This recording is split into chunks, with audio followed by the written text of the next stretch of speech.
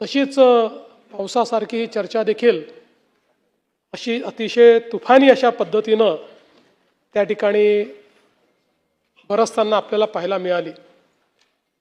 खरं म्हणजे आपण जर बघितलं तर या चर्चेच्या निमित्ताने पावसाचे विषय देखील आले आणि मुंबईमध्ये दरवर्षी मॉन्सूनमध्ये अनेक आपत्तींना मुंबईकरांना सामोरं जावं लागतं। साधारणपणे आपण जर 6 जुलैपर्यंतची आकडेवारी बघितली तर या जुलै महिन्यामध्ये कुलाबा इथे 734 मिलीमीटर आणि सांताक्रूज इथे 856 मिलीमीटर इतका पाऊस पडतो। पण यावेळी 6 दिवसात म्हणजे कंप्लीट पूर्ण जुलै महिन्यातली जी ॲव्हरेज आहे मात्र 6 दिवसामध्ये कुलाब्यामध्ये 882 मिलीमीटर आणि सांताक्रूजला 988 मिलीमीटर पाऊस झाला।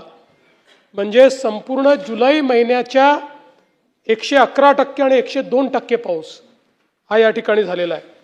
आणि केवळ 4 दिवसात झालेला पावसाचा विचार केला तर तो जवळपास 90% पाऊस हा 4 दिवसांमध्ये या ठिकाणी झालेला आहे।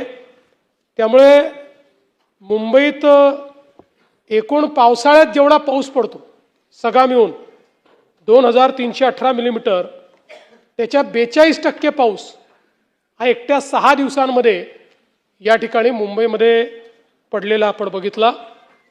आणि सहज तुलना करायची झाली तर हा दिल्लीच्या संपूर्ण पावसाळ्यापेक्षा 117%, पुण्याच्या 113%, बंगळुरूच्या पूर्ण सीझनमध्ये जो पाऊस पडतो त्याच्या 96% आहे। इतका पाऊस 6 दिवसांमध्ये या मुंबईमध्ये पडलेला आपण बघितला।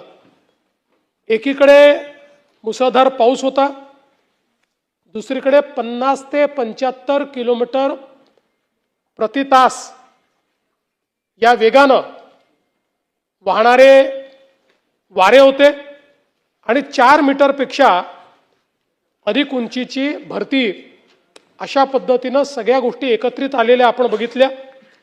आणि यामुळे मोठ्या प्रमाणात झाडं देखील त्या ठिकाणी उन्मळून पडली। खरं तर मुंबईमध्ये हे अशा पद्धतीनं कुठलाही मृत्यू होणं हे चुकीचंच आहे। त्या संदर्भात निश्चितपणे प्रशासनाने अधिक संवेदनशील होण्याची आवश्यकता आहे। पण आपण जर बघितलं तर साधारणपणे मुंबईमध्ये दुर्दैवाने दरवर्षी 5 मृत्यू ही झाडं पडल्याने होतात। दरड कोसळून जवळपास सरासरी 3 मृत्यू होतात। इमारती कोसळून सरासरी 13 मृत्यू होतात। मॅलहोनमध्ये पडून जवळपास या ठिकाणी 7 मृत्यू आत्तापर्यंत मागच्या काळामध्ये झालेले आहेत। त्यामुळे एकूणच जर आपण बघितलं तर या काही गोष्टी अशा आहेत की वारंवार या गोष्टींमुळे मुंबईमध्ये अशा पद्धतीचे अपघात होत असतात।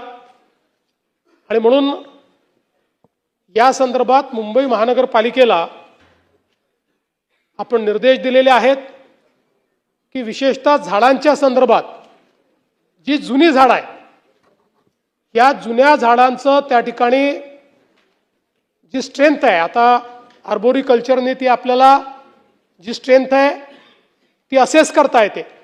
त्यामुळे त्याचं एक पूर्ण काम हातामध्ये घ्यावं। ही जी जुनी झाडं आहेत त्यातली ज्यांची मुळं ही आता स्ट्रॉंग राहिलेली नाहीत त्यांची मुळं कशी आपल्याला रिजनरेट करता येतील हा प्रयत्न केला पाहिजे। आणि ती जर करता येणार नसतील तर त्या संदर्भात विविध पद्धतीचा उपयोग करून ती जी झाडं आहेत ती झाडं त्या ठिकाणी काढली पाहिजेत अशा पद्धतीनं सांगण्यात आलेलं आहे।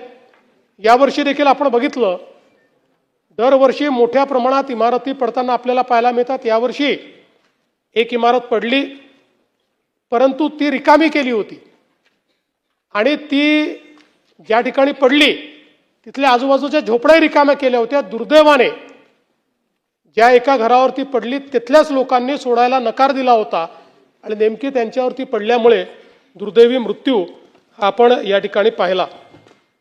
खरं म्हणजे या निमित्ताने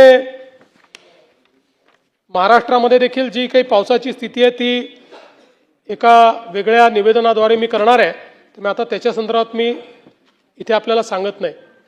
पूर नियंत्रणाकरता एकूण मुंबईमध्ये 547 पाईप जे आहेत, पंप्स 547 पंप जे आहेत हे कार्यरत आहेत. याच्या व्यतिरिक्त MMRDA, रेल्वे आणि इतर यंत्रणांचे सगळे पंप जर आपण विचार केला तर 990 पंप आहेत. 6 मोठे पंपिंग स्टेशन आणि 10 मिनी पंपिंग स्टेशन हे या ठिकाणी कार्यरत आहेत. यावर्षी पावसाळ्यापूर्वी जी काही नालेसफाई झाली त्याचा जो रेशिओ आहे तो पावसाळ्यापूर्वी 80%, पावसाळा सुरू असताना 10% आणि पावसाळा संपल्यावर 10%, अशा पद्धतीने ते आपण करतो. मोठ्या प्रमाणात हा गाळ काढण्यात आला आणि साधारणपणे जे काही एस्टिमेट केलं होतं त्यापेक्षा 112% गाळ काढला आणि मिठी नदीतूनही 83% गाळ काढण्यात आला. नाले सफाईमध्ये पूर्वी सातत्याने दरवर्षी घोटाळे व्हायचे. आपल्याला कल्पना आहे की मागे ज्यावेळेस घोटाळा निघाला तर नाले सफाईमध्ये निघालेला गाळ हा ज्या वाहनातनं नेला त्या वाहनांच्या नंबर प्लेट तपासल्यानंतर काही स्कूटर निघाल्या, काही ऑटो रिक्षा निघाल्या, काही तर चांगल्या पद्धतीच्या कार निघाल्या.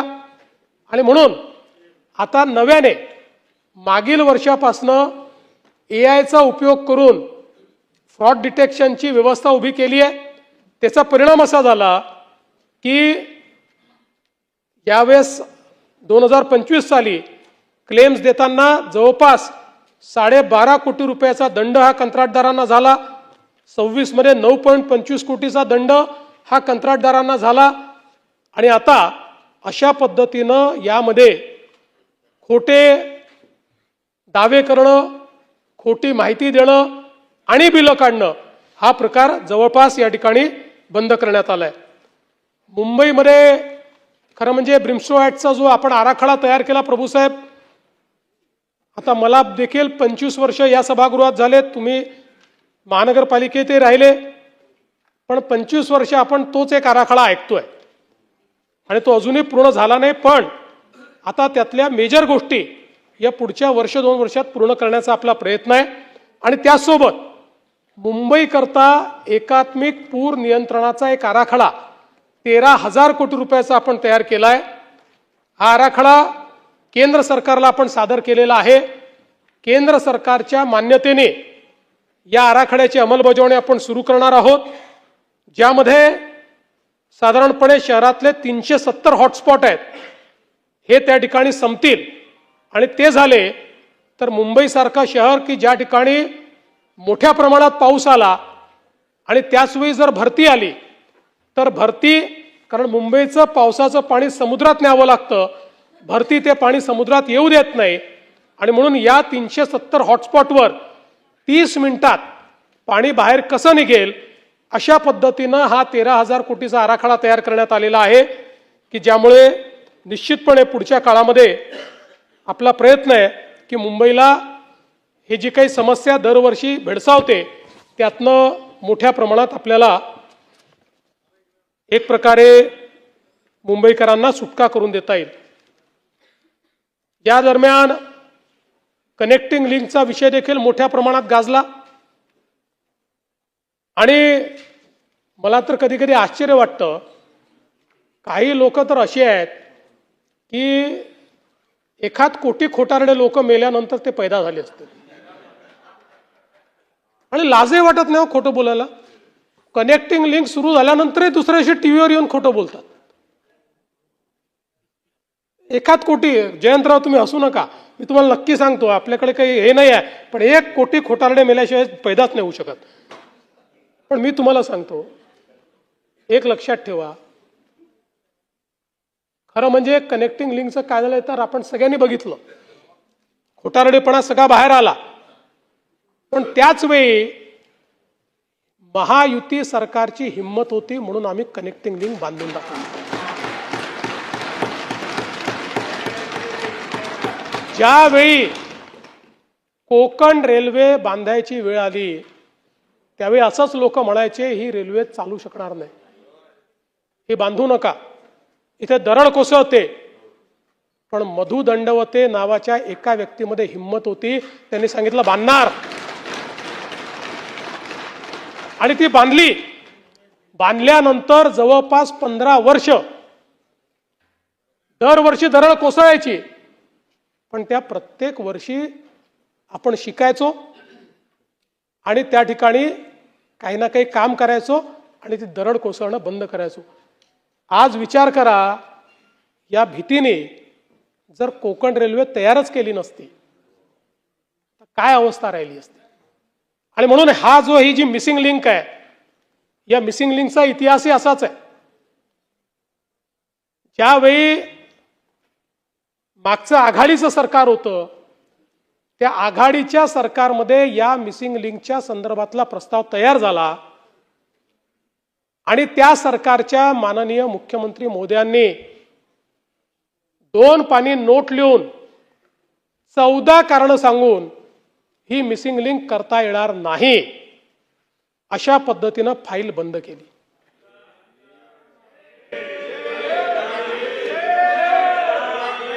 चौदा कारणं दिले, 14.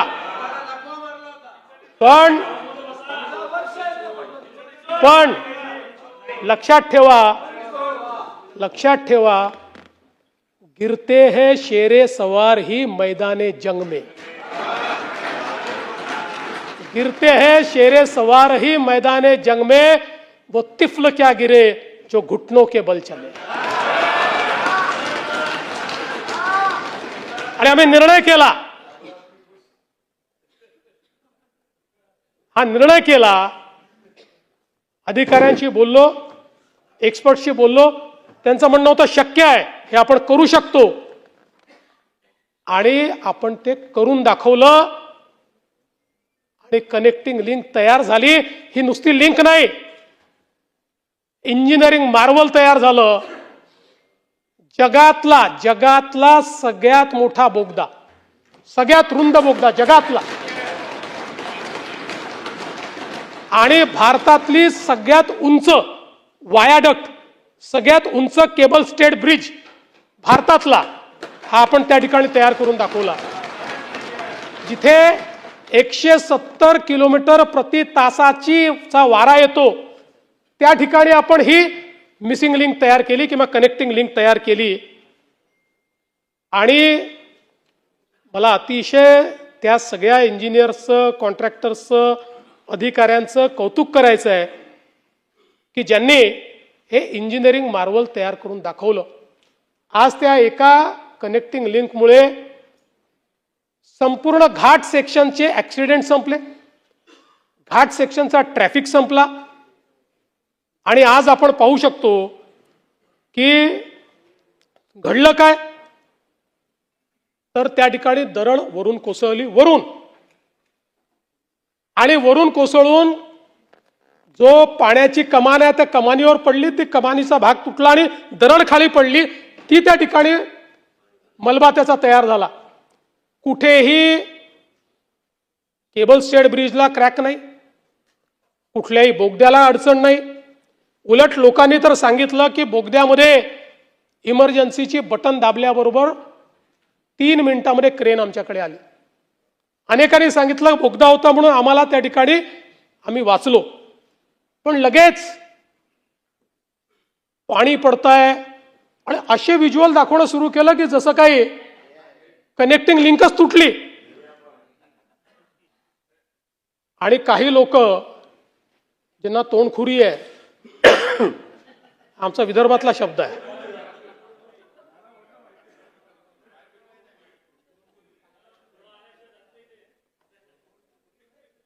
ते असे सुरू पडले की जणू काही 7,000 कोटी पाण्यात गेले.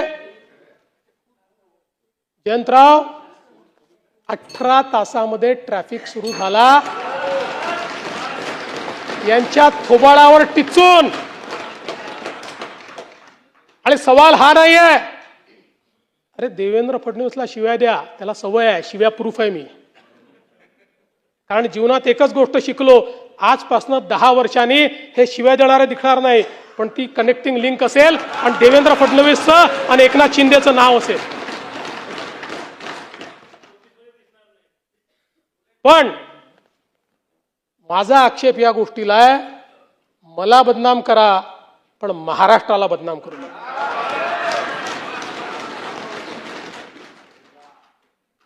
आजमी साहब, हमारे जयंत राव जी ने सही बात कही, जिनको कुत्ता नहीं पहुंचता वो आजकल सोशल मीडिया पर आकर सबको गाली देते हैं, मुख्यमंत्री को भी गाली देते हैं. ऐसे कुछ भाड़े के टट्टे इस मिसिंग लिंक के बारे में भी पैसा ले लेकर सोशल मीडिया पर लिख रहे थे. उनको भी कह देना चाहता हूं, अगर महाराष्ट्र का अपमान करोगे छोड़ूंगा नहीं.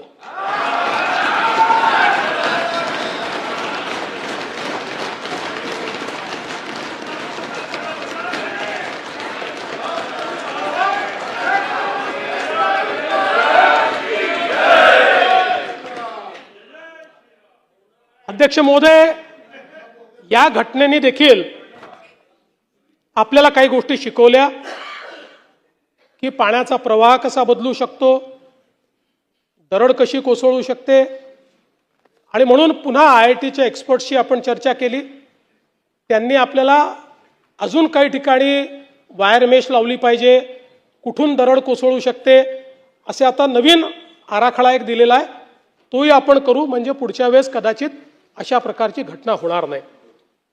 आज खरं म्हणजे आपण बघितलं तर मोठ्या प्रमाणात पाऊस सुरू आहे आणि काही लोक तरी मला समजतच नाही कुठून काय खाऊन येतात. एक जण असं म्हणाले की आमचं आंदोलन होतं म्हणून मुख्यमंत्र्यांनी सांगितलं नाशिकमध्ये पाऊस पडणार आहे. जाऊ द्या नाना भाऊ, चांगली तुमच्यासारखी माणसं बाजूला झाली की काय होतं.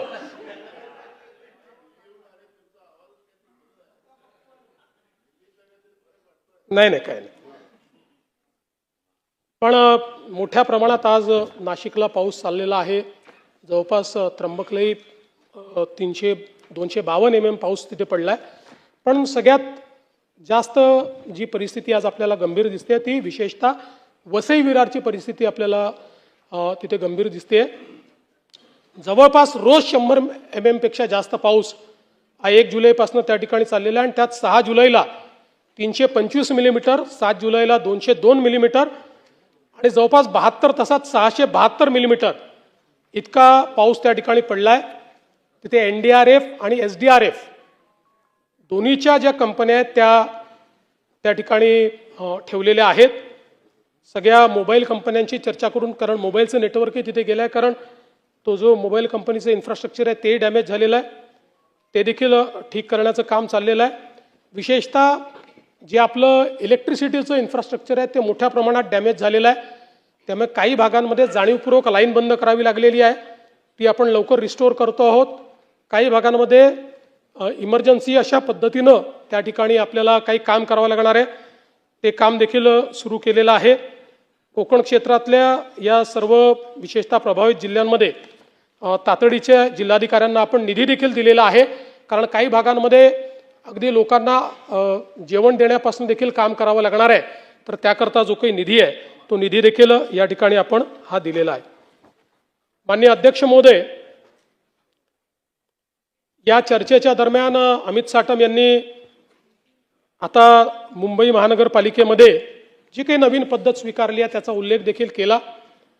आणि खरं आहे की या महानगरपालिकेला पारदर्शी बनवण्याचा आमचा प्रयत्न आहे आणि म्हणून 1ली ते 10वी शालेय वस्तूंची खरेदी ही जेम पोर्टलवरनं करण्याचा निर्णय आपण घेतला आणि यामुळे मोठ्या प्रमाणात आपल्याला फायदा झाला. जवळपास 48 कोटी रुपयाची बचत ही त्या ठिकाणी झाली. माहिती तंत्रज्ञान विभागाच्या 8 निविदा या जेम पोर्टलचा वापर केला तर 25 कोटी रुपयाची बचत त्या ठिकाणी झाली. आणि वेगवेगळ्या प्रकारे हे जे काही कार्य आज महानगरपालिकेमध्ये चाललेलं आहे त्याच्यामध्ये एक महानगरपालिकेने निर्णय घेतला की हे जे विनाकारण फुगवलेले टेंडर्स, खूप अबाऊ टेंडर्स, 10%, 15%, 20% हे स्वीकारायचे नाहीत. आणि मग या दृष्टीने काही निविदा देखील अशा होत्या की ज्याचं नीट त्या ठिकाणी विचार करून जवळपास 1032 कोटीच्या निविदा या रद्द करण्यात आल्या, ज्यात कॉन्क्रीट रोड होते, ज्यात GFRC सुरक्षा जाळी होती, काही प्राणी संग्रहालयाचे विषय होते की ज्याच्यामध्ये इन्फ्लेटेड अशा प्रकारचे एस्टिमेट्स होते. ते टेंडर या ठिकाणी रद्द केले. आणि रस्ते बांधणी दुरुस्ती, इमारत बांधकाम दुरुस्ती, पर्जन्य जलवाहिन्या बांधणी, पूल बांधणी, पाणी पुरवठा, मलनिस्सारण, जलअभियांत्रिकी, दवाखाने, भांडारे या संदर्भात विकास कामाच्या कार्यादेश जे आपण देतो ते आता सॅप प्रणालीच्या माध्यमातून देणं सुरू केलं, जेणेकरून कंप्लीट त्याच्यावर नियंत्रण ठेवता येईल आणि त्याचं रिअल टाईम ऑडिट हे करता येईल. निवड झालेले जे काही कामं आहेत या कार्यादेशांमध्ये स्थळ पाहणीचा अहवाल आणि त्याची जे काही कुठल्या तारखेपर्यंत करायचं आहे, त्याचे काय बेंचमार्क्स आहेत, या सगळ्या गोष्टी याच्यामध्ये नमूद केलेल्या आहेत. त्यामुळे रेडीली त्या ठिकाणी आयुक्त आणि महापौर आणि सगळ्या प्रशासनाला त्या संदर्भातली सगळी माहिती मिळेल की कुठलं काम चाललेलं आहे, ते किती दिवसात पूर्ण करायचं आहे, त्याचे टप्पे काय आहेत, त्याच्यावर काय एस्टिमेट दिलेला आहे, त्या ठिकाणी किती कामगार ठेवले पाहिजेत, अशा सगळ्या गोष्टी या ठिकाणी केल्या आहेत. एकच उदाहरण देतो. आपल्याला माहिती आहे की मुंबईकरांची पाण्यासाठीची जी गरज आहे ती 4665 दशलक्ष लिटर आहेत. सध्या प्रतिदिन पाणी पुरवठा 4100 दशलक्ष लिटर होतो. म्हणजे दर दिवसाची तफावत ही 565 दशलक्ष लिटरची आहे. आणि म्हणून काही वेगवेगळे प्रकल्प आपण हातामध्ये घेतले. त्यातला गारगाईचा प्रकल्प हा सगळ्यात सोपा प्रकल्प होता, पण अनेक वर्षापासून त्याला फॉरेस्टची मान्यता मिळत नव्हती. जवळपास 3 वेळा फॉरेस्टने ती मान्यता रद्द केली.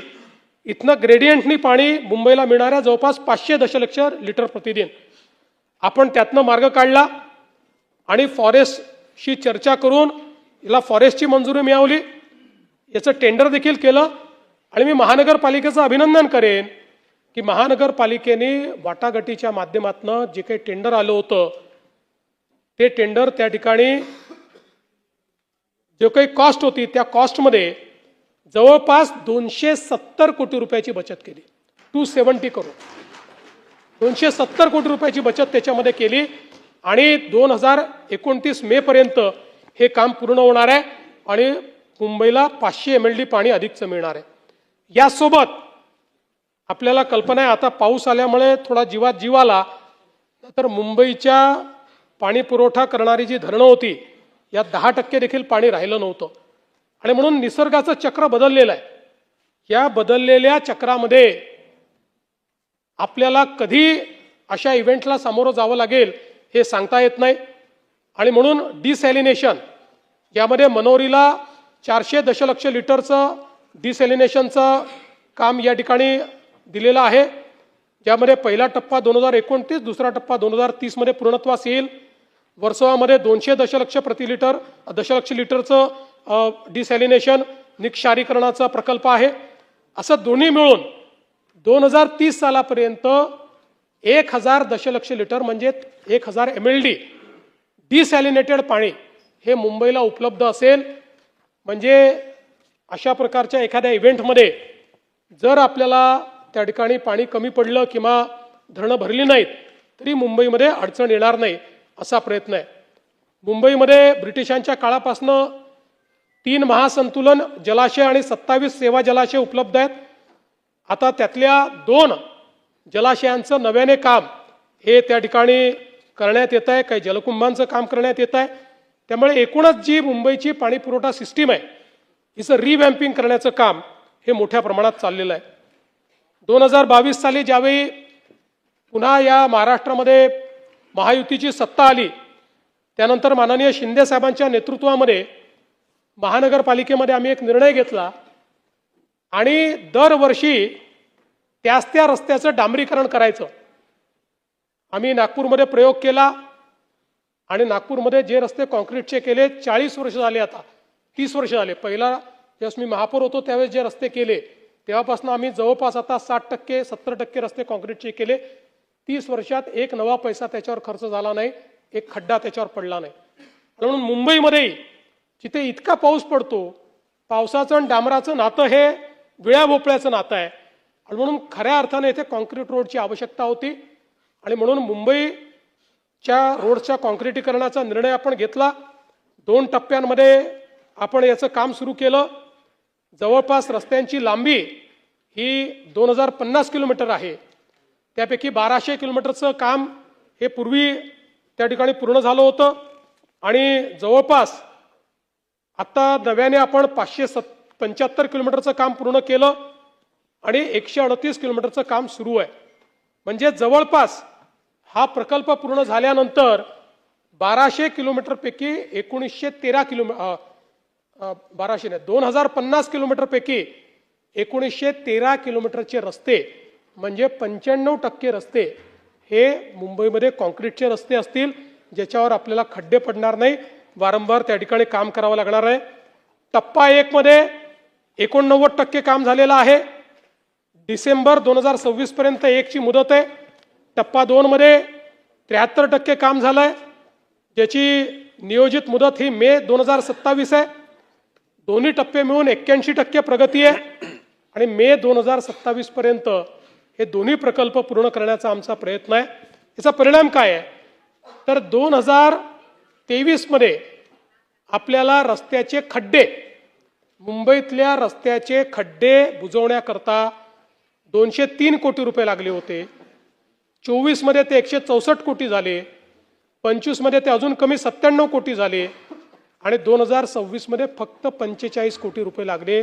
म्हणजे 203 कोटीवरनं आपण 45 कोटीवर आलेलो आहोत. आणि पुढच्या काळात याहीपेक्षा कमी पैसा आपल्याला लागेल. आणि अर्थातच मुंबईमध्ये रस्ते की खड्डे वगैरे असे काही जे काही आपल्याला पूर्वी बातम्या पाहायला मिळायच्या, बहुतांश मार्गांवर अशा बातम्या आपल्याला त्या ठिकाणी पाहायला मिळणार नाही. आपल्याला कल्पना आहे की अनेक उड्डाणपुलाची कामं या ठिकाणी आता सुरू आहेत, जी अंतिम टप्प्यात आहेत. जे फ्लायओव्हर भायखळा येथील वाय ब्रिजशी जोडण्यासाठी केबल स्टेड फ्लायओव्हर आहे. आपण जर जाताना बघत असाल तर अंतिम टप्प्यामध्ये तो आहे. महालक्ष्मी रेल्वे स्थानकाजवळ रेल्वे रुळाजवळ केबल स्टेड ब्रिज आहे. बोरीवली येथील कोरा केंद्र उड्डाणपूल केबल स्टेड तंत्रज्ञानावर या पुलाचा विस्तार चाललेला आहे. अंधेरीतील जेव्हीपीडी जंक्शन जुहू सर्कल उड्डाणपूल, मालाडमधील मड बेट आणि अंधेरीतील वर्सोवा यांना जोडणारा मड वर्सोवा केबल स्टेड पूल, ज्याच्यामुळे खूप मोठी फेरी ही त्या ठिकाणी वाचणार आहे, वेळही वाचणार आहे आणि ट्रॅफिकही मोठ्या प्रमाणात कमी होणार आहे. माहीममध्ये सेनापती बापट मार्ग ते वांद्रे पूर्व उड्डाणपूल, ABS मार्गावरील कुर्ला पश्चिममधील कल्पना टॉकीज ते घाटकोपर पश्चिमेतील पंकेशा बाबा दर्ग्यापर्यंतचा उड्डाणपूल, घाटकोपर मानखुर्द लिंक रोडला सायन पनवेल हायवेवरील T जंक्शनशी जोडणारा फ्लायओव्हर चे जे आर्म्स आहेत ते आर्म्स त्या ठिकाणी आपण तयार करतो. पश्चिम द्रुतगती मार्गावरील रेल्वे उड्डाणपुलाचं रुंदीकरण चाललेलं आहे. गोरेगाव मुलुंड हा जो काही आपला या ठिकाणी जोड रस्ता आहे, टनेल आहेत, ज्याच्यामुळे 90 मिनिटाचा वेळ हा 25 मिनिटाला येणार आहे. ईस्ट वेस्ट कनेक्टिव्हिटीमध्ये आपल्याला माहिती आहे की ठाणे आणि बोरिवली आणि गोरेगाव ते मुलुंड ह्या 2 कनेक्टिव्हिटी अशा होत आहेत की ज्याच्यामुळे या मुंबईमध्ये ईस्ट वेस्ट कनेक्टिव्हिटीचा जो एक मेजर प्रॉब्लेम आहे तो पूर्णपणे आपण दूर करू, ज्यातनं मोठ्या प्रमाणात आपले रस्ते जे आहेत ते या ठिकाणी डिकंजेस्ट होतील. यासोबत आपल्याला कल्पना आहे की मुंबईचा 60% ट्रॅफिक हा वेस्टर्न एक्सप्रेसवेवरनं जातो. वेस्टर्न एक्सप्रेसवेला डिकंजेस्ट करण्याकरता आपण त्या ठिकाणी प्रयत्न सुरू केला. आता आपला कोस्टल रोड बांद्र्यापर्यंत आलाय. बांद्रा वर्सोव्याची लिंक आपण तयार करतोय. वर्सोव्याची लिंक पुढे चारकोप दहिसर करत उत्तनपर्यंत जाणार आहे. आणि मी स्वतः त्या संपूर्ण मार्गाची पाहणी केली. अतिशय वेगानं काम चाललंय. मला या गोष्टीचा आनंद आहे की या प्रकल्पातल्या सगळ्या अडचणी आम्ही दूर केल्या, सगळ्या परमिशन्स मिळवल्या. काही परमिशन्स करता सर्वोच्च न्यायालयात जावं लागलं, सर्वोच्च न्यायालयात जाऊन त्या परमिशन्स मिळवल्या. त्यामुळे आता या संपूर्ण नॉर्थ कोस्टल रोड जो 100% आपल्या वेस्टर्न एक्सप्रेसवेला डिकंजेस्ट करणार आहे, अशा प्रकारच्या या नॉर्थ कोस्टल रोडला आता कुठल्याही परमिशनची अडचण नाही. याचं काम अतिशय चांगल्या पद्धतीनं त्या ठिकाणी सुरू आहे. आणि आता तर ज्यावेळेस मी व्हिजिट केली ते माझ्या लक्षात आलं की उत्तनला आपण किंवा आपण भाईंदरला ज्यावेळेस हा जोडणार आहोत त्यावेळेस भाईंदरला आपण सुभाषचंद्र बोस मैदानापाशी तो जोडतो. पण तिकडनं आपला जो उत्तन विरार सी लिंक होईल तिथे जाण्याकरता पुन्हा आपल्याला अडचणी आहेत. आणि म्हणून आपण त्या क्षणी निर्णय घेतला की चारकोपचं जे त्या ठिकाणी सागरसाहेब मरीना एन्क्लोव्ह आहे त्याच्या पाठीमागे आपण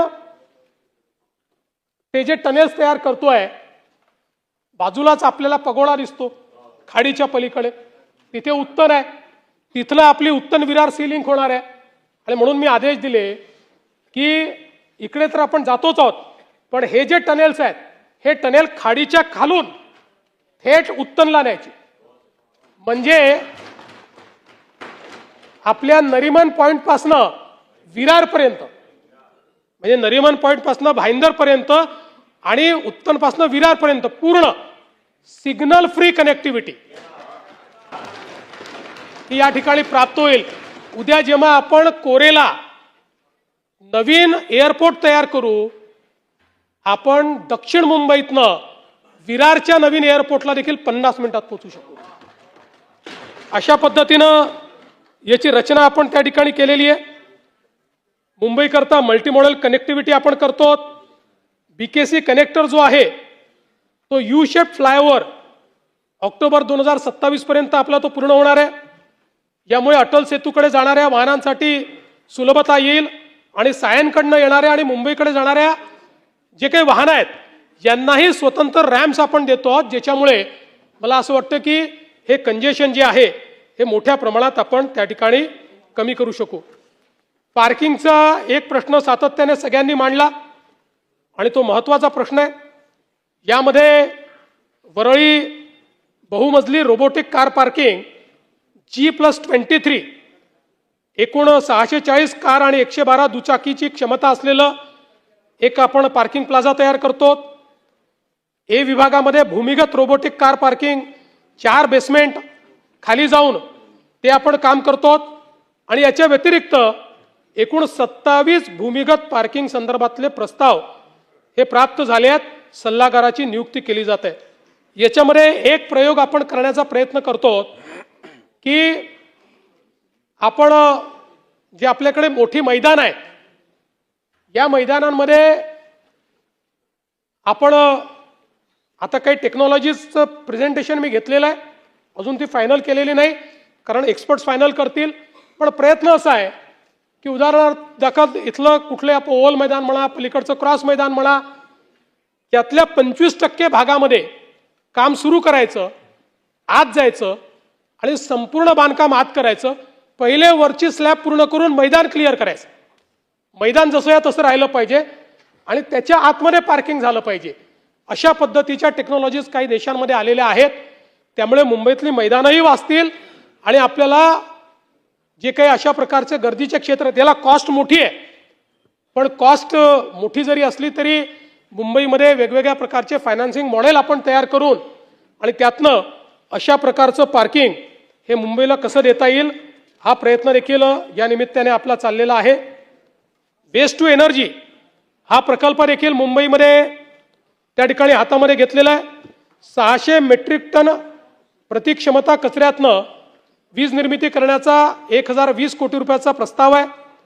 केंद्र सरकारने 600 कोटी रुपये याच्याकरता दिलेले आहेत आणि जवळपास 8 मेगावॅट वीज निर्मिती यातनं होईल. 17 दशलक्ष युनिट वीज आणि घनकचऱ्याचं शास्त्रशुद्ध विल्हेवाट अशा पद्धतीनं या ठिकाणी होणार आहे. आणि याच वर्षी हा प्रकल्प पूर्ण झाला पाहिजे अशा पद्धतीचं त्याचं नियोजन होतं. मात्र युद्धजन्य परिस्थितीचा काही फटका पडला त्यामुळे जूनच्या ऐवजी डिसेंबरपर्यंत हे आपण पूर्ण करणार आहोत. आणि याच्यासोबत अजून कचरा आपल्याकडे आहे त्याच्यावर एक नवीन वेस्ट टू एनर्जीचा प्रकल्प हा हाती घेण्याचं काम आता महानगरपालिका या ठिकाणी करणार आहे. आपल्याला माहिती आहे की मुंबईमध्ये ज्यावेळी कोविड झाला आणि कोविडच्या काळामध्ये ज्यावेळेस आपण हॉस्पिटल बेड्सचा विचार केला त्यावेळी असं लक्षात आलं की मुंबईच्या लोकसंख्येच्या तुलनेमध्ये हॉस्पिटल बेड्स मुंबईला उपलब्ध नाही आहेत आणि म्हणून साधारणपणे अगदी मिनिमम बेंचमार्कला जायला देखील 8,000 बेड्स हे त्या ठिकाणी मुंबईमध्ये असावेत अशा पद्धतीची रचना करणं गरजेचं होतं। यामध्ये काही नवीन प्रकल्प हातामध्ये घेण्यात आले। लोकमान्य टिळक रुग्णालय 1368 रुग्णशय्या आणि अतिदक्षता कक्षात 293 रुग्णशय्यांची वाढ, नायरमध्ये परत 290 रुग्णशय्यांची वाढ, उपनगरीय रुग्णालयांमध्ये सध्या 3,254 आणि विशेष रुग्णालयात 1,819 रुग्णशय्या आहेत। एकूण पुनर्बांधणी आणि नवीन प्रकल्पाच्या माध्यमातून या ठिकाणी हे प्रकल्प पूर्ण झाल्यानंतर 3,000 नवीन बेड्सची भर पडेल आणि मुंबईमध्ये ही बेड्सची संख्या 8,056 एवढी होईल जो आपला बेंचमार्क आहे। पण याच्यानी आपलं काम होणार नाही, याच्यामध्ये 10,000च्या वर आपण गेलं पाहिजे जर आपल्याला ग्लोबल बेंचमार्ककडे जायचं असेल तर त्याही दृष्टीने पुढचा जो काही प्लॅनिंग आहे ते प्लॅनिंग करणं सुरू आहे। आता मुंबईमध्ये HMIS प्रणाली अशा पद्धतीनं तयार केली आहे की सगळ्या रुग्णालयांचा डेटा हा एकमेकाशी जोडण्यात आलेला आहे आणि त्यातनं केस पेपर, उपचारांची माहिती, आजाराचा पूर्व इतिहास, कुठल्याही पेशंटचा कुठल्याही रुग्णालयात गेल्यानंतर त्या ठिकाणी त्याला तो प्राप्त करून घेता येईल अशा पद्धतीची याची रचना करण्यात आली आहे। आज मुंबईमध्ये घरांचा प्रश्न जो आहे तो देखील अत्यंत महत्त्वाचा आहे। विशेषतः काही वेगवेगळ्या पद्धती आपण या ठिकाणी केलेल्या आहेत ज्यामध्ये स्वयंपुनर्विकास असेल, ही एक अत्यंत महत्त्वाकांक्षी योजना आपण सुरू केली। प्रवीण दरेकरजी यांच्या समितीने एक रिपोर्ट दिला, त्या रिपोर्टच्या आधारावर आपण काही कन्सेशन्स दिले आणि आज जवळपास 1600 प्रपोजल स्वयंपुनर्विकासाचे हे त्या ठिकाणी प्राप्त झालेले आहेत।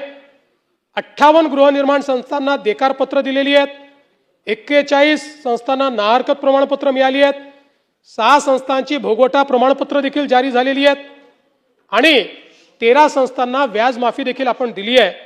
यात सगळ्यात महत्त्वाचं जर काही घडलं असेल, मी स्वतः गेलो होतो, 25-25, 30-30 मजली इमारती तयार होत आहेत। स्वयंपुनर्विकासामध्ये 400 फुटामध्ये राहणारा व्यक्ती बिल्डरकडे गेला असता तर 600 फूट मिळालं असतं। स्वयंपुनर्विकासामुळे 1200-1400 स्क्वेअर फूट त्याला मिळालं। म्हणजे जो मुंबईकर आहे, मराठी माणूस आहे, याला या योजनेमुळे स्वतःचं हक्काचं मोठं घर हे प्राप्त करून घ्यायला आज मोठ्या प्रमाणात त्याचा फायदा होतोय। माळाच्या अंतर्गत क्लस्टर विकास, समूह पुनर्विकास हे आपण सुरू केलं। अभ्युदयनगर काळा चौकी असेल, PMGP जोगेश्वरी पूर्व EPC असेल, मोतीलाल नगर गोरेगाव असेल, कामाठीपुराचा पुनर्विकास असेल अमीन भाई, GTB नगरचा पुनर्विकास असेल, SVP नगरचा अंधेरी पश्चिमचा असेल, आदर्श नगर वरळी असेल, वांद्रे रिक्लेमेशन, आरामनगर, रामकृष्ण नगर खार, ओल्ड MHB बोरीवली, हे जुन्या वसाहती आहेत। या वसाहतीमध्ये कुठल्या व्यवस्था उरलेल्या नाहीत, जुनी छोटी घरं आहेत आणि म्हणून हा एक नवीन पद्धत आपण आणली की ज्याच्यामध्ये विकासक स्वतः म्हाडा आहे आणि CNDवर त्या ठिकाणी आपण काम देतो। म्हणजे मालकी कोणाला देत नाहीये, बिल्डरला मालकी देत नाहीये, तर म्हाडा आपल्या प्रकल्पामध्ये जसा कॉन्ट्रॅक्टर अपॉइंट करते तसा CND करता, म्हणजे कन्स्ट्रक्शन अँड डेव्हलपमेंट करता त्या ठिकाणी व्यक्ती नेमते आहे।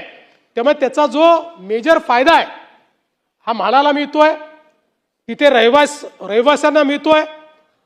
आपल्याला माहिती आहे की मोतीलाल नगरमध्ये ज्यांना 800 चौरस फूट हे नियमाप्रमाणे देणं देय होतं, नियमाप्रमाणे 800 चौरस फूट, त्यांना 1600 चौरस फूट कार्पेट हे देण्याचा निर्णय आपण केलेला आहे।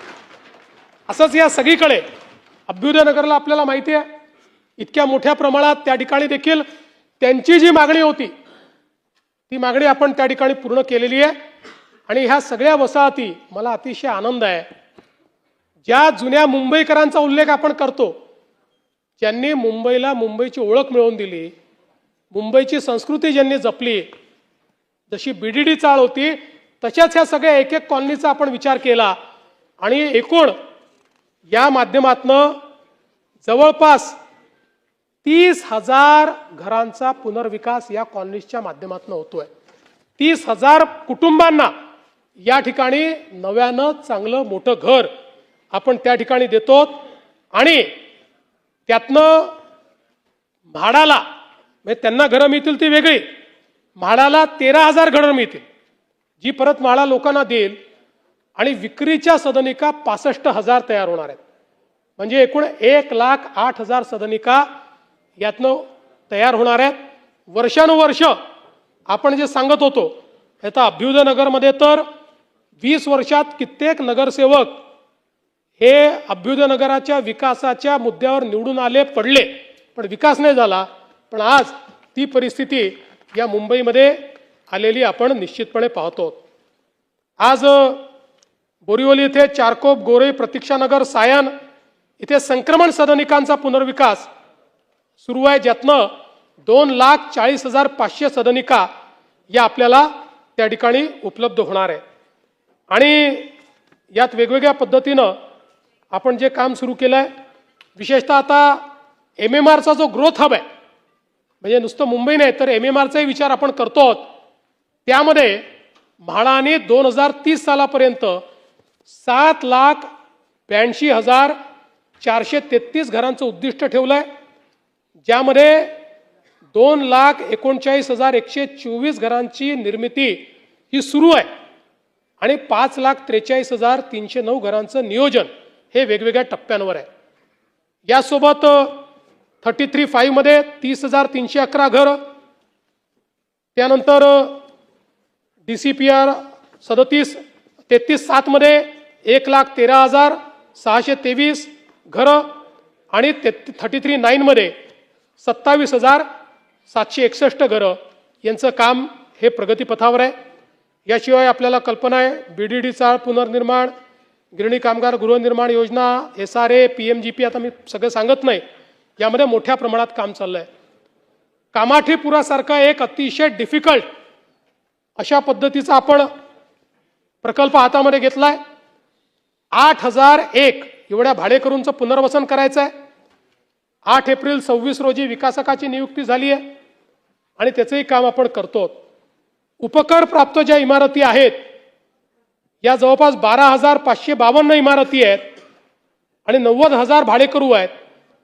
जवळपास या ठिकाणी यापैकी आपल्या नवीन कायदा झाल्यानंतर आता त्याचा पुनर्विकास सुरू झालेला आहे. 2,676 नाहरकत प्रमाणपत्र दिलेली आहेत. 1,033 योजना पूर्ण झालेल्या आहेत. 30,000 लोकांना त्याचा लाभ मिळालेला आहे आणि आता काही बाबतीत उच्च न्यायालयाची स्थगिती आल्यामुळे पुन्हा सुप्रीम कोर्टमध्ये आपण गेलेलो आहोत. यासोबत धारावी, खरं म्हणजे आपल्याला कल्पना आहे की धारावी हा एक अत्यंत महत्त्वाचा अशा प्रकारचा प्रकल्प आहे. अनेक लोकांना असं वाटतं की धारावीमध्ये खूप मोठी जागा आहे आणि खूप गोष्टी त्या ठिकाणी अगदी करणं सोपं आहे, पण सगळं मिळून जर धारावीचं क्षेत्र आपण बघितलं तर या क्षेत्रापैकी बिल्डेबल क्षेत्र हे केवळ 104 हेक्टर आहे, बाकी बिल्डेबल नाही. आणि मग या ठिकाणी जे काही बांधकाम होणार आहे या बांधकामामध्ये पहिल्यांदा 95 million square feet 95 million square feet इतकं रिहॅबचं बांधकाम करायचं आहे.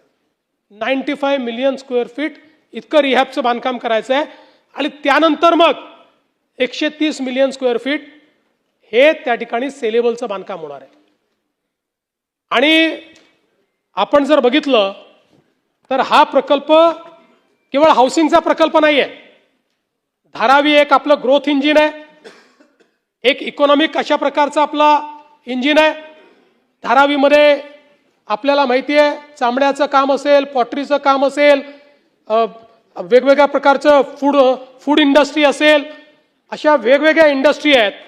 त्यामुळे या प्रकल्पाचं नियोजन करताना या सगळ्या इंडस्ट्रीचा विचार करून आज तर आपण त्या ठिकाणी जाऊन बघितलं, आपल्यापैकी अनेक लोक गेले असतील, कशा परिस्थितीत ते काम होतं.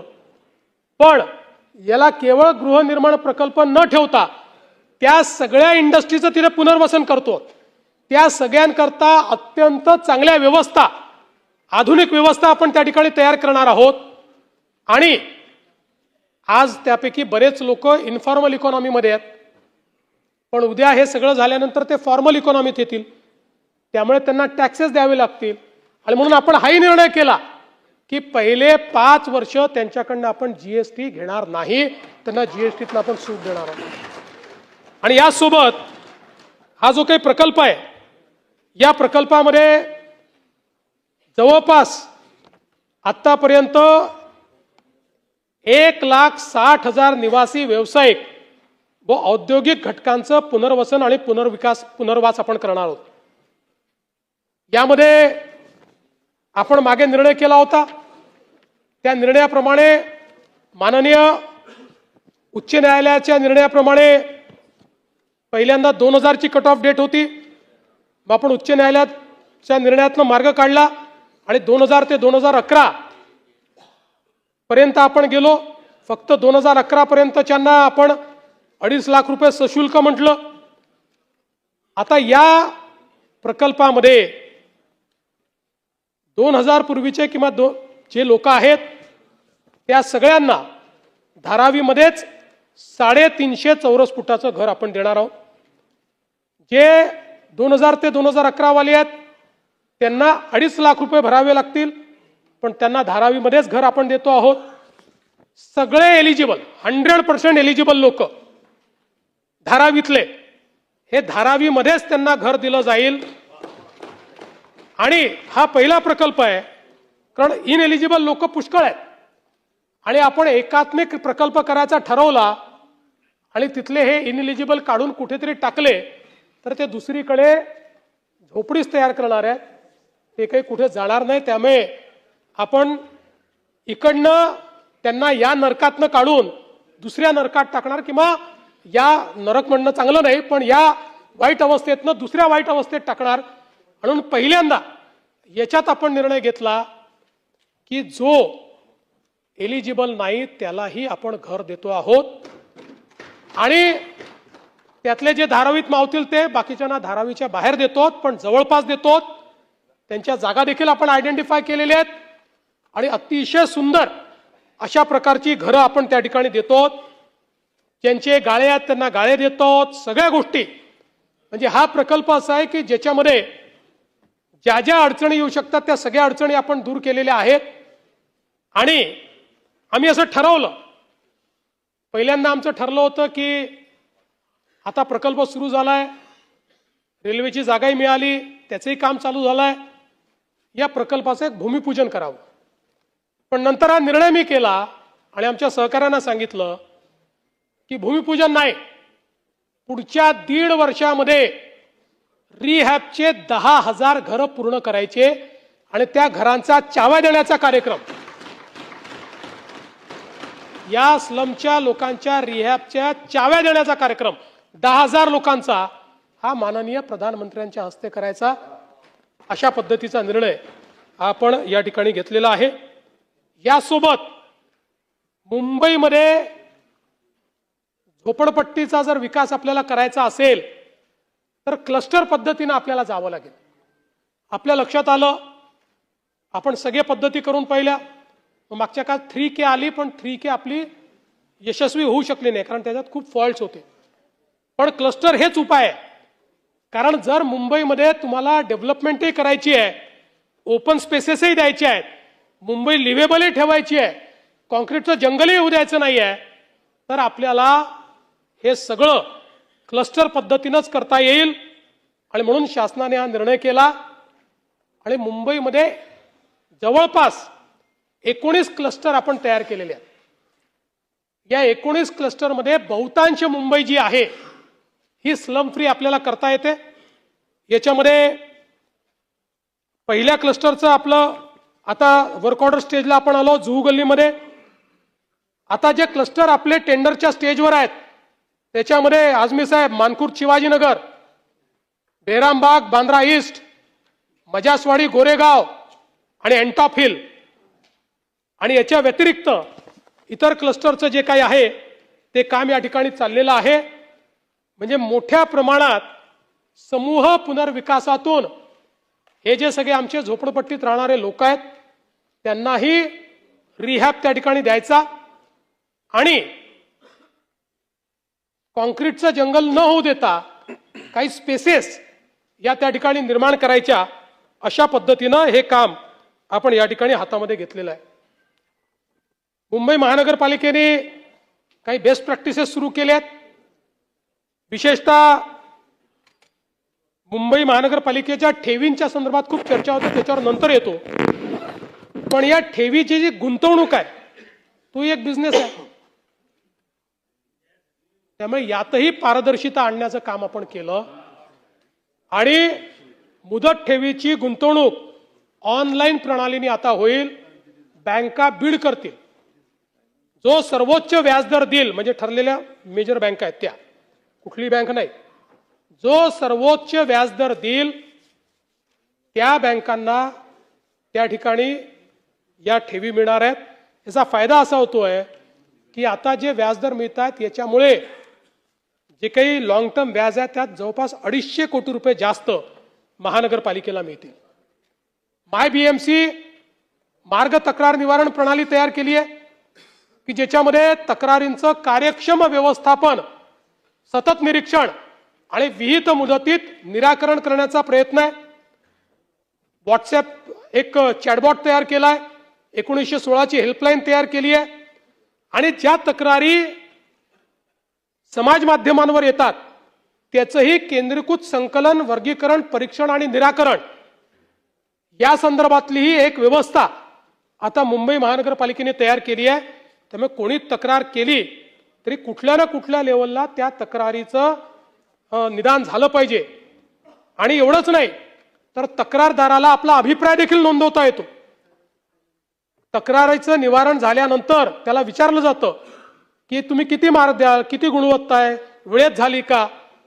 सगळं काही एकदम चांगलं झालं असं मी म्हणणार नाही, पण ही जी पद्धत आहे या पद्धतीमुळे खूप मोठ्या प्रमाणात त्या ठिकाणी फायदा होणार आहे. दुसरं, पारदर्शिता आणण्याच्या या संपूर्ण प्रयत्नांमध्ये आपण तंत्रज्ञानाचा चांगला उपयोग करतो, ज्यामध्ये संपूर्ण शहराचं डिजिटल ट्विन तयार करण्याचं काम सुरू केलेलं आहे. या डिजिटल ट्विनच्या माध्यमातून विस्तृत भौगोलिक माहिती संकलित केली जाते.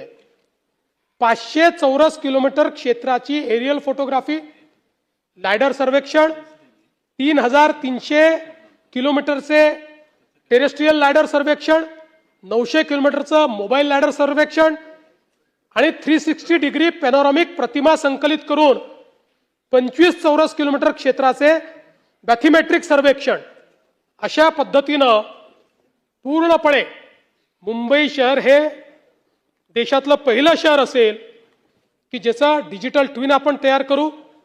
100% प्रत्येक गोष्टीची माहिती आपल्या डिजिटल ट्विनवर आपल्याला अवेलेबल असेल.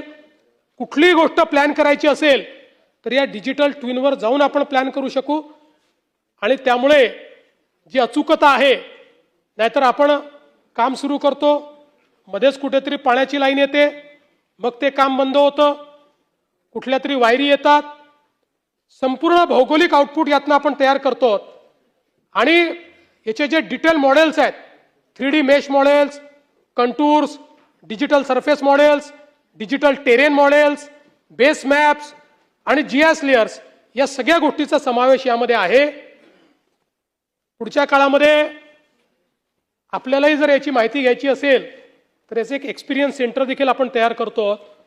त्या एक्सपिरियन्स सेंटरच्या माध्यमातून कोणालाही जाऊन हे जे डिजिटल ट्विन आहे याची माहिती आपल्याला या ठिकाणी घेता येईल.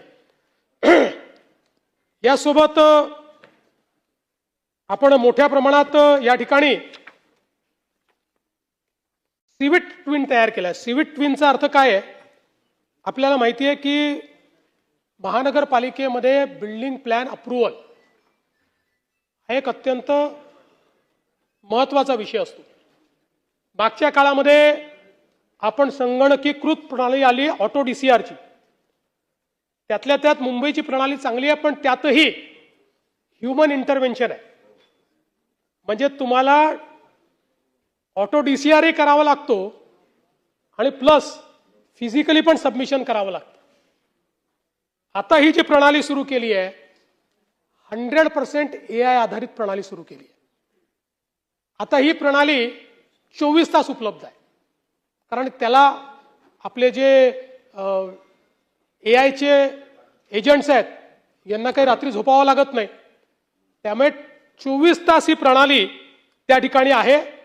यामध्ये 12 AI एजंट्स आहेत जे बिल्डिंग प्लॅनच्या सबमिशन पासून मंजुरीपर्यंत सगळ्या प्रकारचं काम हे AI एजंट्स करतात.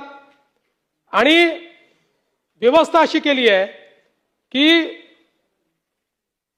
आपल्याकडे मुंबईमध्ये इतक्या वेगवेगळ्या प्रकारचे DCR आहेत, त्यामुळे सोपं सांगायचं झालं तर कोणी दिवसाच्या 24 तासात कधीही आपली ऍप्लिकेशन सबमिट केली तर तो एजंटच सांगेल की ऍप्लिकेशनमध्ये काही कमतरता आहे का.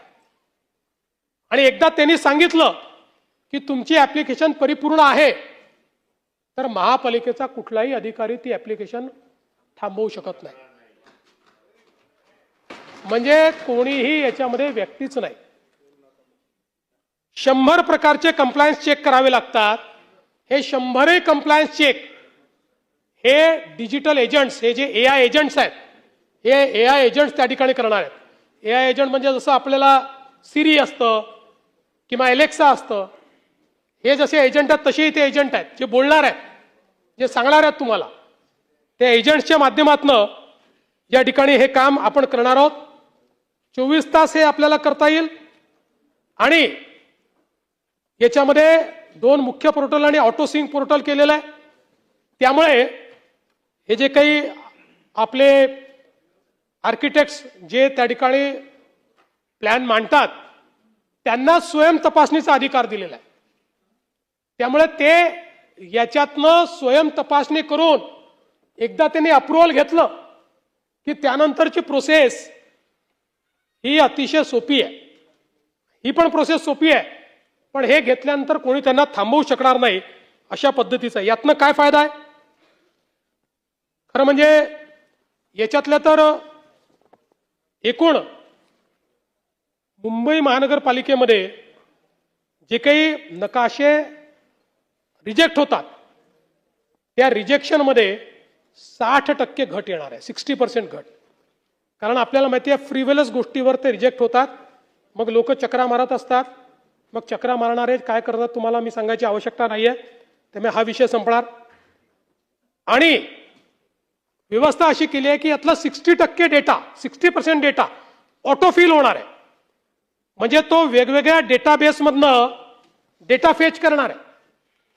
म्हणजे बावनकुळे साहेबांची समजा ते जमिनीची डेटाबेस असेल त्यातनं तो डेटा फेच करणार आहे. अजून कुठली इलेक्ट्रिसिटीची असेल त्यातनं तो डेटा फेच करणार आहे.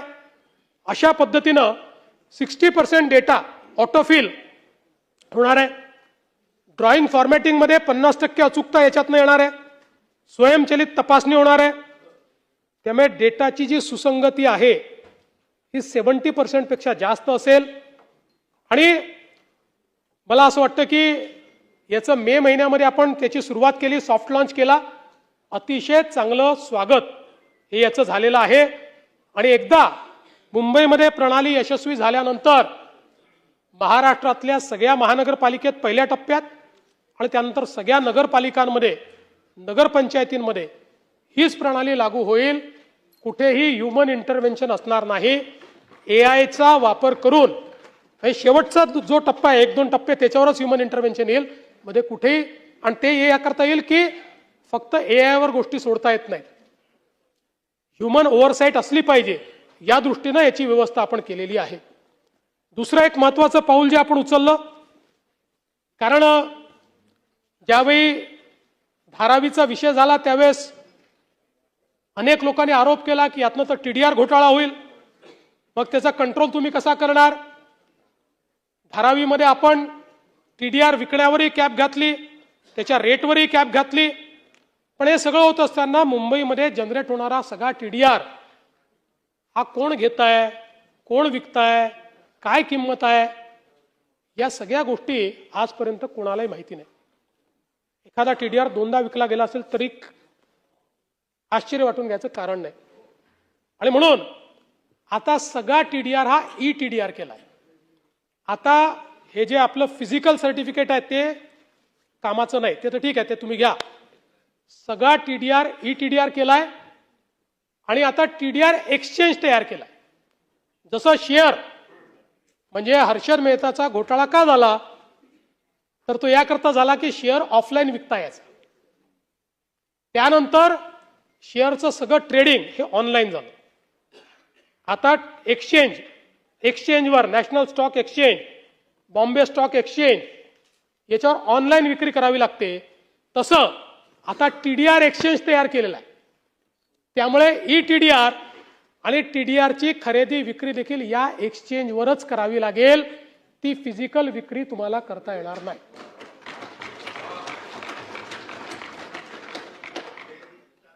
आणि म्हणून मोठ्या प्रमाणात म्हणजे आता TDR एजंट जे फिरायचे ते आता प्रभूसाहेब त्या एजंटला काही काम उरणार नाही, त्यांचं कुठलंही आता हस्तक्षेप याच्यात असणार नाही, अशा प्रकारची व्यवस्था या ठिकाणी केली आहे. मुंबई महानगरपालिकेच्या ठेवींच्या संदर्भात सातत्याने चर्चा होते. पहिल्यांदा तर माझं एक मत आहे, ठेवी ठेवल्याच पाहिजे, पण किती ठेवल्या पाहिजे. पूर्वीच्या काळामध्ये महानगरपालिकांमध्ये आणि शासनामध्ये सिंकिंग फंड असायचा. हा सिंकिंग फंड कशा करता, तर अडचणीत आल्यानंतर आपण घेतलेलं जे कर्ज आहे त्याचं सर्व्हिसिंग करता आलं पाहिजे. आपल्याला अत्यावश्यक गोष्टी ज्या आहेत त्या अत्यावश्यक गोष्टींकरता सिंकिंग फंड असायचा. आज महानगरपालिकेमध्ये ह्या ज्या काही ठेवी आहेत त्या किती असल्या पाहिजेत. माझं स्वतःचं मत आहे की या ठेवी एका लिमिटपर्यंत असल्या पाहिजे, उरलेले पैसे हे कामामध्ये गुंतवले पाहिजे. आज तुम्ही बघा, महानगरपालिकेला त्यांच्या ठेवीवर रेट ऑफ इंटरेस्ट किती मिळतो, 3%. आता ज्या लॉंग टर्मच्या ठेवी आहेत तिला 3%, 3.5% शिवाय कोणाला इंटरेस्ट नाही, 4%. आणि इन्फ्लेशनचा रेट किती आहे, ऍव्हरेज 60% समजा. म्हणजे या ठेवींवर दरवर्षी ठेवींची किंमत 4% आपण कमी करतोय.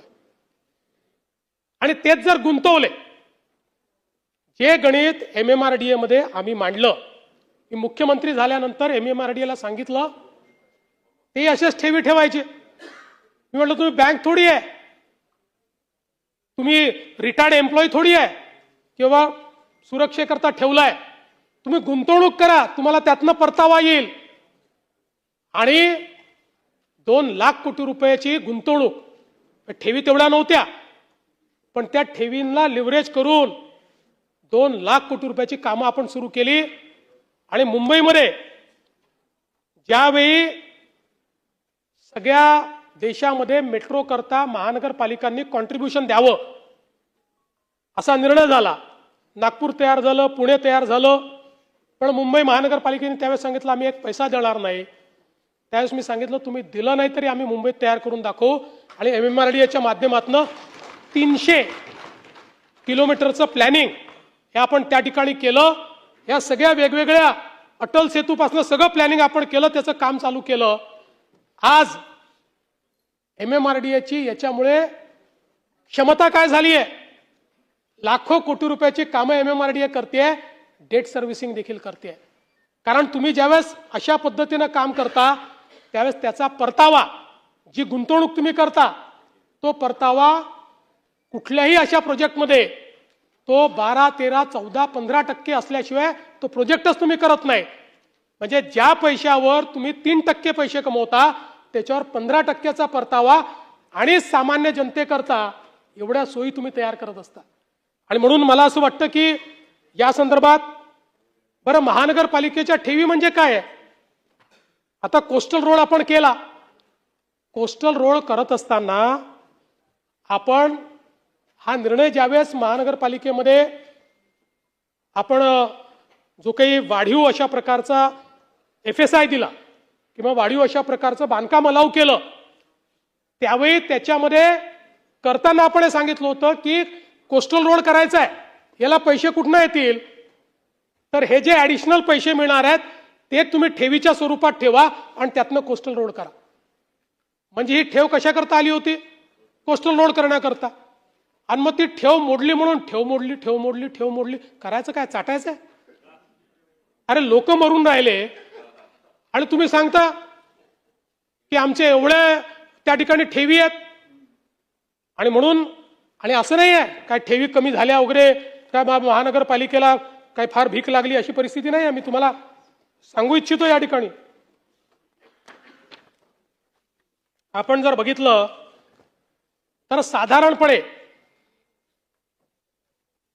2017 मध्ये 62 कोटी होत्या, 18 मध्ये 72 होत्या, 19 मध्ये 76 होत्या, 20 मध्ये 79 होत्या, 21 मध्ये 78 होत्या. म्हणजे 2021 साली 78,000 कोटी होते. जून 2026 मध्येही 78,000 कोटीच्याच ठेवी आहेत. आता बदल कुठे आहे जे सांगितलं जातं तो बदल आहे मार्च 2022 आणि मार्च 2023. यावेळी या ठेवी 91,000 कोटीला पोहोचल्या. त्या का पोहोचल्या हे नाही सांगत आपण.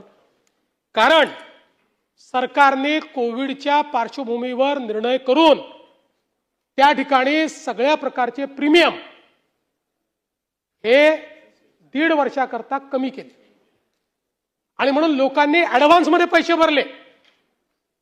ते प्रीमियम कमी झाल्यामुळे कारण तीच अपेक्षा होती की लोकांनी ऍडव्हान्समध्ये पैसे भरावे म्हणून प्रीमियम कमी झाल्यामुळे लोकांनी ऍडव्हान्समध्ये पैसे भरले त्यामुळे ते पैसे वाढले. नाहीतर साधारण आपण बघितलं तर कुठेच ही कमतरता नाहीये. फक्त हे 2 वर्ष आहेत. मार्च 22 मध्ये 91,000 कोटी होते आणि मार्च 23 मध्ये 86,000 कोटी होते. बाकी तेच ॲव्हरेज चाललेलं आहे. पण हे क्रेडिट तर द्याल की 78,000 कोटी रुपयाच्या ठेवी ठेवूनही आम्ही या ठिकाणी किती जवळपास लाखभर कोटी रुपयाची कामं डेव्हलपमेंटची कामं सामान्य माणसाला ज्या ठिकाणी फायदा होईल अशी कामं ही या ठिकाणी सुरू केली. आज आपण बघा हे सगळे कामं सांगत नाही आपल्याला माहितीच आहे. या सगळ्या गोष्टी पुन्हा पुन्हा सांगून पण या प्रत्येक कामाने एक प्रकारे खूप मोठ्या प्रमाणात फायदा होणार आहे. आणि मुंबई जी 2018ला आपण घोषणा केली होती की मुंबईतल्या कुठल्याही भागातनं कुठल्याही भागामध्ये मुंबई इन 59 मिनिट्स मी तुम्हाला सांगतो ती परिस्थिती आता मुंबईत येऊ घातली आहे. पुढच्या 3 ते 4 वर्षामध्ये Mumbai will be accessible in 59 minutes. आता याच्यासोबत केवळ मुंबई नाही तिसरी मुंबई देखील आपण तयार करतो.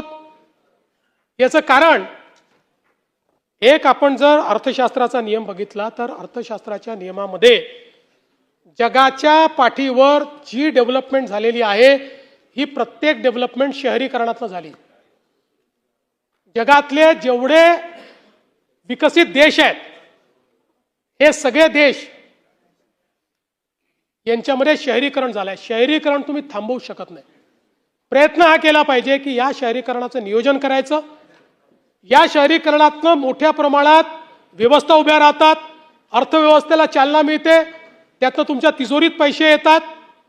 ते पैसे जो आपल्या राज्याचा मागास भाग आहे, जो गरीब भाग आहे, जो आपल्या राज्यातला ग्रामीण भाग आहे तिथल्या अर्थव्यवस्थेला मदत करण्याकरता त्याचा उपयोग करायचा. आता आपण जर बघितलं तर मुंबईचं पोटेन्शियल काय आहे MMR रिजनचं, आज MMR रिजनचा जो GDP आहे तो $84 बिलियन आहे. 2047 पर्यंत $825 बिलियन तो होऊ शकतो, 10 पटीने वाढू शकतो. हे पोटेन्शियल आहे.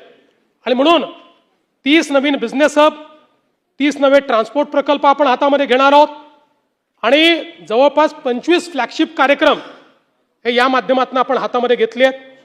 सिडकोच्या माध्यमातून जवळपास 31,000 कोटी रुपयाची कामं घरांची त्या ठिकाणी चाललेली आहेत. नैना आपल्याला माहिती आहे की ज्याच्यामध्ये TPS-1 मंजूर केला आहे, TPS-2 आपण मंजूर करतो. 4, 6, 7 साठी प्रिलिमिनरी स्कीम आपण मंजूर केलेली आहे. 3 आणि 5च्या फायनल आणि 8 ते 12च्या प्रिलिमिनरी स्कीम्स लवादाकडे आहेत. 12 फ्लायओव्हर, 57 मायनर ब्रिज, 134 किलोमीटरचे स्मार्ट रस्ते, अशा पद्धतीनं त्या ठिकाणी आपण हे काम या ठिकाणी हातामध्ये घेतो.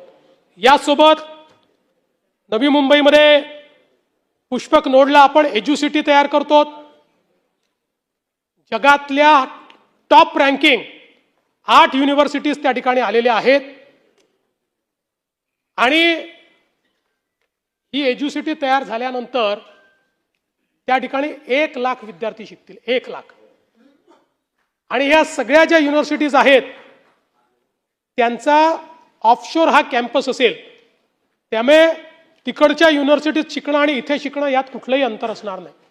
किंबहुना त्यांचे कदाचित 2 वर्ष इकडे 2 वर्ष तिकडे अशा पद्धतीनं ते शिकवतील. पण आपल्या मुलांना जर विदेशात शिकायला जायचं असेल तर 100 विद्यार्थ्यांना एलिजिबिलिटी असेल, त्यातले 8 विद्यार्थी जाऊ शकतात, 92 जाऊ शकत नाही. आज ते सगळे विद्यार्थी 25% या ठिकाणी शिकणार आहेत. आपण मेडिसिटी तयार करतो. जगातले बेस्ट अशा प्रकारच्या इन्स्टिट्यूशन्स त्या ठिकाणी येतात. आणि सगळ्यात महत्त्वाचं, मुंबईच्या मल्टी मॉडेल कनेक्टिव्हिटीमध्ये आपण वॉटर मेट्रो तयार करतो. आमच्या नितेश राणेंनी त्याच्यामध्ये खूप चांगल्या पद्धतीनं काम केलं आहे. 6,066 कोटीचा प्रस्ताव आहे. याच्यावर 33 मार्ग आहेत, 44 टर्मिनल्स आहेत, 340 किलोमीटरची ही वॉटर मेट्रो असणार आहे. 2031 पर्यंत 7.5 कोटी प्रवासी याच्यात प्रवास करतील, अशा प्रकारचं नियोजन केलं आहे. आणि त्याकरता 203 इलेक्ट्रिक आणि हायब्रिड वेसल्स हे आपण त्या ठिकाणी घेतो. एकदा याचं सगळं काम पूर्ण झालं तर कुठल्याही जगातल्या शहरामधली सगळ्यात मोठी जलवाहतूक ही आपली असणार आहे. याचं सगळं इन्फ्रास्ट्रक्चरचं काम आपण सुरू केलेलं आहे. BKC मध्ये आपण पॉट टॅक्सी तयार करतो. आणि आपल्याला माहिती आहे यासोबत आता वरळी शिवडी कनेक्टर की ज्याच्यामध्ये अटल सेतूला नॉर्दर्न सबअर्ब्समधनं लोक जे येतील त्यांना सरळ जाता येईल, 67% काम पूर्ण झालं आहे. ठाणे बोरिवली 13% पूर्ण झालं आहे. ऑरेंज गेट ज्याच्यामुळे ईस्टर्न फ्रीवेवरनं उतरल्यानंतरची जी अडचण आहे ती पूर्ण संपून जाईल. आता 1.25 तास लागतो, 3 मिनिटात आपण चौपाटीपर्यंत पोहोचू. 25% काम पूर्ण झालेलं आहे. वाढवणची जी द्रुतगती जोडणी आहे त्याचं काम आपण सुरू केलं आहे. अटल सेतू ते पुणे एक्सप्रेसवे 55% काम झालं आहे. त्यानंतर ठाणे पूर्व द्रुतगती महामार्गावर 3 हात नाकाचं जंक्शन त्याचं काम सुरू केलेलं आहे. आता ईस्टर्न फ्रीवेला आपण ठाण्याकडे नेतो, त्यामुळे ईस्टर्न फ्रीवे हा त्या ठिकाणी साधारणपणे छेडानगरवरनं तो आनंदनगरपर्यंत जाईल आणि पुढे मग आनंदनगरवरनं पलीकडे तो साकेतपर्यंत जाणार आहे आणि आमणेपर्यंत आपल्याला फायनली न्यायचं आहे. म्हणजे ही कनेक्टिव्हिटी अशी होईल की समृद्धी महामार्गापासूनही आपण JNPTला किंवा समृद्धी महामार्गापासून ठाण्याला किंवा समृद्धी महामार्गापासून दक्षिण मुंबईपर्यंत सिग्नल फ्री येऊ, कुठेही सिग्नल असणार नाही. अशा पद्धतीनं याची रचना आणि हे काम देखील जवळपास 13% आपण पूर्ण केलं आहे. गायमुख ते पायगाव खाडी पुलाचं बांधकाम असेल त्याचं प्राथमिक सर्वेक्षण आपण पूर्ण केलं आहे. त्यानंतर कासरवडवली ते खारबाव खाडी पूल जो आहे त्याचंही आपलं GTIचं काम सुरू आहे आणि नॅव्हिगेशन स्पॅनसाठी पायलिंगचं काम देखील त्याचं प्रगतीपथावर आहे. कोलशेत ते काल्हेर खाडी पुलाचं काम निविदा त्याची निघालेली आहे. बाळकुम ते गायमुख ठाणे खाडी किनारा मार्ग जो आहे त्याच्या आता जवळपास सगळ्या परवानग्या मिळालेल्या आहेत. त्याचं प्राथमिक काम चालू आहे. मगाशी सांगितलं आनंदनगर ते साकेत उन्नत रस्ता, त्यानंतर एरोली ते कटई नाका 92% काम पूर्ण झालंय. आणि यासोबत हिंदू मिल स्मारक जवळपास 100% स्ट्रक्चरल काम पूर्ण झालेलं आहे. आता अंतर्गत सजावट आणि अर्थातच भारतरत्न महामानव डॉक्टर बाबासाहेब आंबेडकरांचा एक भव्य पुतळा एवढं काम त्याचं बाकी आहे. तेही लवकरात लवकर करण्याचा आपला प्रयत्न आहे. हिंदू हृदय सम्राट बाळासाहेब ठाकरेंचं स्मारक हे जानेवारी 27 पर्यंत त्या ठिकाणी संपूर्ण तंत्रज्ञानाच्या कामाची अंमलबजावणी करून ते देखील त्या ठिकाणी आपण पूर्ण करणार आहोत. आणि सूर्या पाणी पुरवठा योजना ही पण डिसेंबर 2026 पर्यंत आपण पूर्ण करणार आहोत. एकूण जर MSRDCचा विचार केला तर त्यातनंही 4,58,000 कोटीची कामं ही आपण हातामध्ये घेतली आहेत. मुंबईची जी मेट्रोची प्रकल्प आहेत, मुंबई मेट्रो प्रकल्प 90 किलोमीटर कार्यान्वित झालेला आहे. 111 किलोमीटरची कामं ही एकदम ॲडव्हान्स स्टेजमध्ये आहेत. त्यातलं प्रत्येक काम दरवर्षी 30, 40, 50 किलोमीटर पूर्ण होणार आहे. 84 किलोमीटर अजून निविदा त्याच्या काढलेल्या आहेत किंवा वेगवेगळ्या टप्प्यात आहेत. आणि 87 किलोमीटर हे DPR स्तरावर आहे. यामध्ये मेट्रो 2 असेल. आता मी सगळ्या मेट्रो सांगून आपला कदाचित वेळ घेऊ नये असं मला वाटतं, पण जवळपास metro 2, metro 2B, 3, 4, 4A, 5, 5-2, Dhamankar नाका ते दुर्गाडी चौक म्हणजे भिवंडीपर्यंत आपल्याला मेट्रो नेतोय आपण. Metro 6, metro 7, metro 7A, metro 8, metro 9, 10, 11, 12, 12A, 13, 14 अशा पद्धतीनं. आणि मला या गोष्टीचाही आनंद वाटतो की इतक्या मोठ्या प्रमाणात पाऊस झाला, इतक्या अडचणी आल्या, पण मेट्रो बंद असल्याची एकही बातमी आली नाही. आणि अंडरग्राऊंड मेट्रोमध्येही कुठेही पाणी शिरलं नाही. त्यामुळे मोठ्या प्रमाणात आज आपण हे काम करतो. काही नवनगरं आपण या सगळ्या रायगडच्या भागामध्ये तयार करतो, ज्याला आपण तिसरी मुंबई म्हणून त्या ठिकाणी म्हटलंय.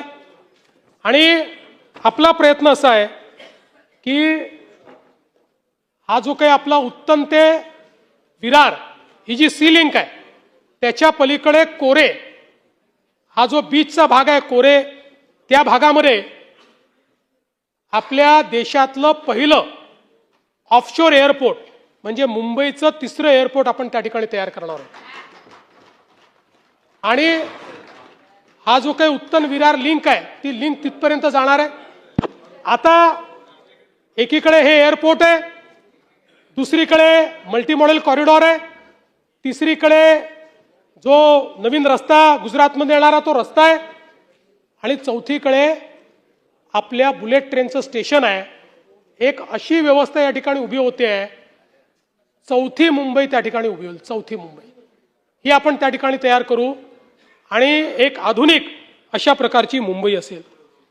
मला एक आपल्या लक्षात आणून द्यायचं आहे की खरं म्हणजे जर या MMR रिजनमध्ये आपल्या वेगवेगळ्या एजन्सीजनी हातात घेतलेले आणि नियोजित केलेले कामं जर आपण बघितले, MMRDA, सिडको, महानगरपालिका, MSRDC, MHADA, SRA, port, water taxi आणि MMRCL या सगळ्याचा जर आपण विचार केला तर आता सुरू असलेल्या प्रकल्पांची किंमत आहे 6,14,871 कोटी.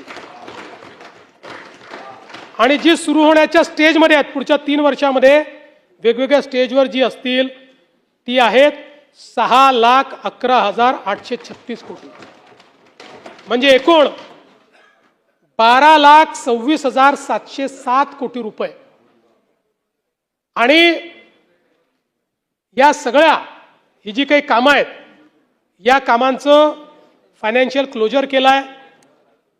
त्याचे जिथे कर्ज घेतलेले आहेत त्याच्या सर्व्हिसिंगची व्यवस्था आपण उभी केलेली आहे. माझा दावा आहे देशातल्या कुठल्याच मेट्रोपॉलिटन रिजनमध्ये एवढी कामं नाहीत जेवढी मुंबई मेट्रोपॉलिटन रिजनमध्ये आज कामं चाललेली आहेत. जयंत पाटील साहेब, आपण कांदळवनाबद्दल त्या ठिकाणी बोललात, खरोखर महत्त्वाचं आहे.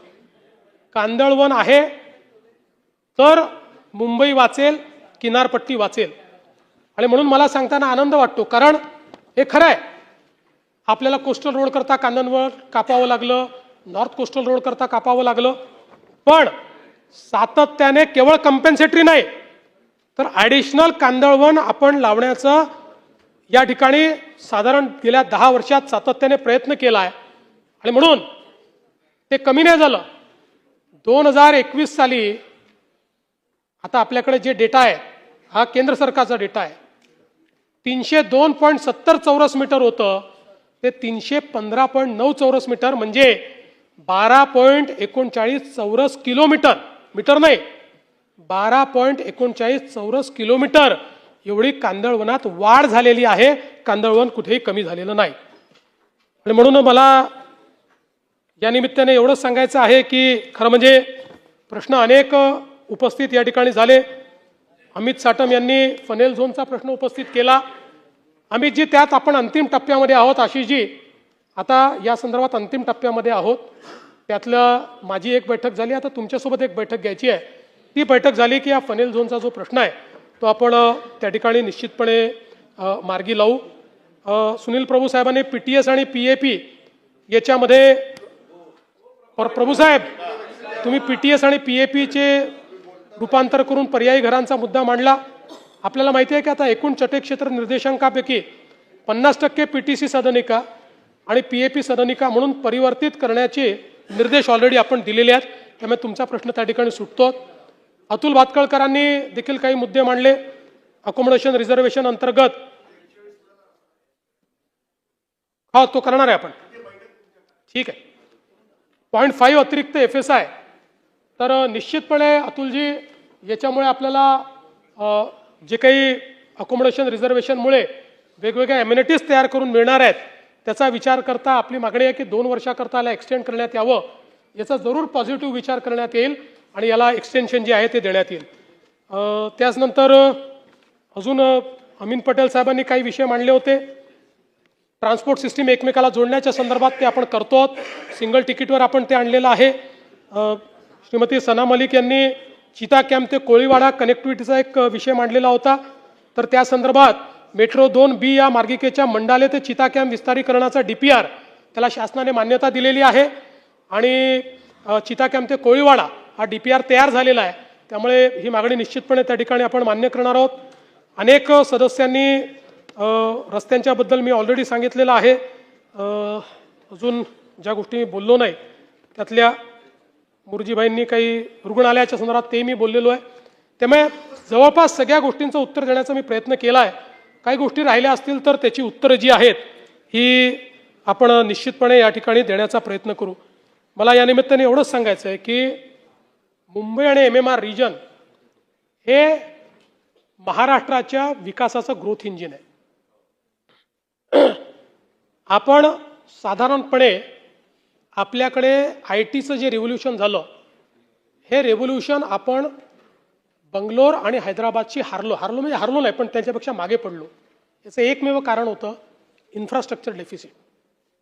आज मला सांगताना आनंद वाटतो ते इन्फ्रास्ट्रक्चर डेफिसिट आपण पूर्ण केल्याबरोबर आज पुन्हा एकदा मुंबई हे देशाचं फिनटेक हब झालं, मुंबई हे देशाचं स्टार्टअप हब झालं आणि मोठ्या प्रमाणात आज सर्वात जास्त इन्फ्रास्ट्रक्चरची गुंतवणूक आणि FDI हा MMR रिजनमध्ये त्या ठिकाणी येतोय.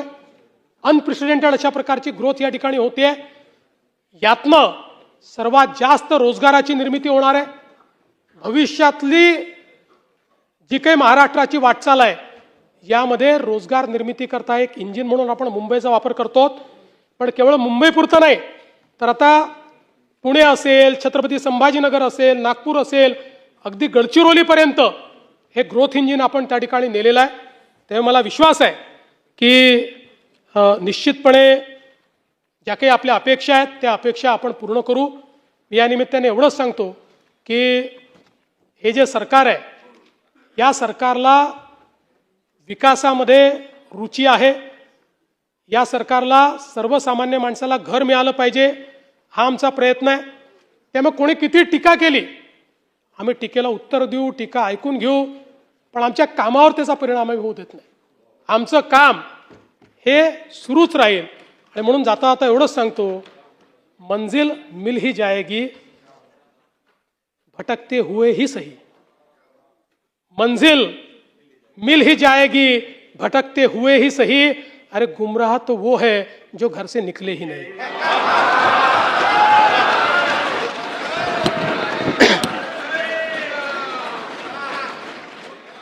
सभागृहाने या प्रस्तावावर विचार केलेला आहे. आता लक्षवेधी क्रमांक